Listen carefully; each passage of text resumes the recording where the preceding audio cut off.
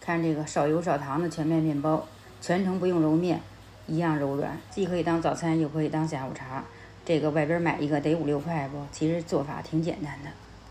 盆里是高筋面粉和全麦面粉，糖、盐、酵母，酵母就用普通酵母，咱蒸馒头、包子的酵母就行。这里是牛奶和鸡蛋。有人说面包里放鸡蛋会腥，那就来一袋炼乳吧，去除蛋腥味，增加奶香味。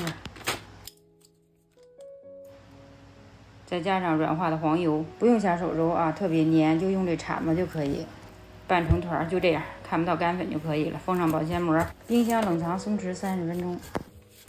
这个是第一次做拉伸折叠啊，看现在这面就有点筋性了，就是从面的四周提起来，向中间折叠。这个就是为了强化面的筋性。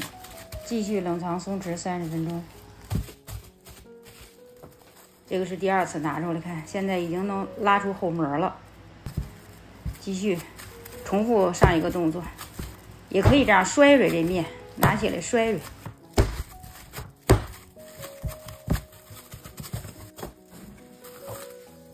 第三次，这是第三次拿出了，现在基本上都差不多都能拉出薄膜来了，看看，这膜比第二次就薄了，直接摔几下就可以了。看现在这面表面起这个小泡，这样就可以了。封上保鲜膜，室温下醒发至2倍大。这个发面没有具体的时间，要看面的状态。像这样体积明显变大，手指蘸干面粉，从中间戳个洞。洞的周边不回缩不塌陷，面就发好了。如果洞的周边塌陷，就证明发过了；回缩的厉害，就是没发够呢。把面等分成4个剂子，把每个面筋揉圆。用咱不专业的手法，4个角往里折，就是折出一光面来，再往里传吧传吧。封上保鲜膜，再松弛20分钟。这一步也不能省啊，要不是一擀它就回缩。擀成一个长方形的面片，翻一面，不用太薄了。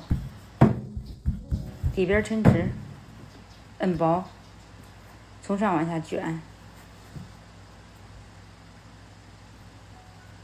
把底边捏严实了，搓搓，这样就可以了。